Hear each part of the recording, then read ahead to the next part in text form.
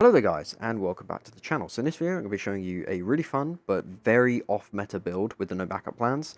I have yet to cover this exotic with, after the rework, so I wanted to try something new, something that no one has done yet, since everyone's been making the obvious go on Void subclass, bust out triple shotguns if you want, or, an exotic shotgun with a regular shotgun and swap between them. Since it's very easy to keep up the Void Overshield doing that, and also Acreus and Tractor Cannon are very strong with no backup plans, since no backup plans will give them a 40% damage buff when you have an Overshield, this part right here, and then getting kills with the shotguns will, keep that Overshield up.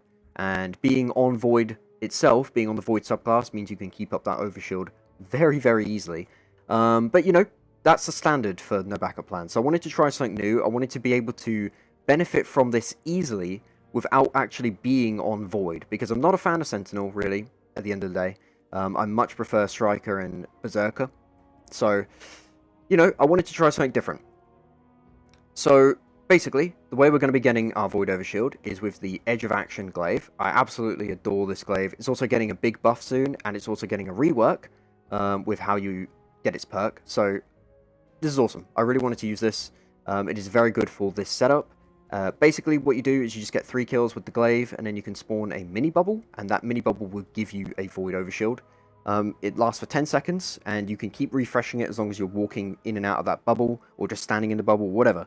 And because of that, you can get a maximum of a 30-second Overshield, and of course, just getting 3 more kills with the glaive is going to allow you to spawn another bubble, which means you can spawn multiple bubbles at once, or save a bubble for when the first bubble runs out. Meaning you can basically have an infinite Void Overshield to enjoy with the shotgun and no backup plans. Now, because we are going to be using a shotgun, which is mostly used for taking down bigger targets like a champion, a major, a boss, and a glaive, ad clear might be a little rough. Now, I'm on Striker, so a lot of that is cleaned up anyway. But, aside from the glaive melee and the subclass, there isn't much going for us. So I do have a machine gun on. You don't have to use a machine gun. But considering heritage here, my heritage at least, with this roll and no backup plans, does almost 100k per shot without recombination active. That's already pretty good for bosses, and, in most content anyway, even in GMs, that's still going to do very well. So,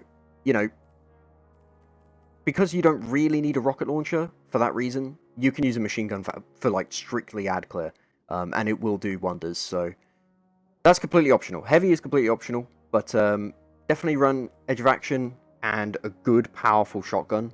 Or just something to mess around with. Like the Cascade Point Taken shotgun from this season. If you want to run that, that's perfectly fine.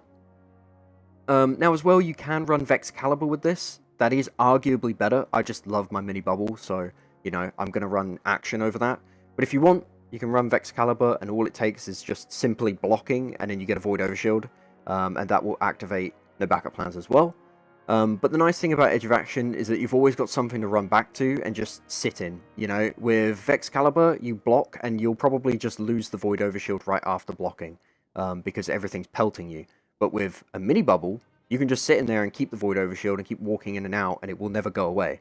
But it's a pick your poison type deal. If you prefer Vexcalibur, run that. Now for the subclass, it's very straightforward. I just have Jolt Nades, Nades last longer, DR when surrounded, and Ionic traces when killing a jolted target. Touch of Thunder, Knockout, Pulse Grenades, the usual. Very good stuff. For mods, I have anything that can benefit my loadout, so Kinetic Siphon for orbs, Heavy Ammo Finder, since we're using double special, it's good to have a machine gun constantly topped up. Ability Regen, Lucent Blade, so that I can get the bubble in only 3 kills instead of 4. Reserves for the machine gun and the glaive. Void Scav for the machine gun and the glaive. And then also Void Holster to keep the glaive auto-reloading, so that I don't have to worry about ever having to reload the glaive. I can just keep popping the bubble without having to keep doing all the reloading stuff. And then just more ability regen. Now you might notice I don't have anything for the shotgun, but that's usually fine, because just getting machine gun kills will give you a lot of special. So, and because of how it splits with Scav, the shotgun's still going to get a ton of ammo. So that's fine. But yeah, that's pretty much the build. There isn't really much else to say, so I'm just going to show gameplay and, showing you how well it can perform in content. probably show a Lost Sector.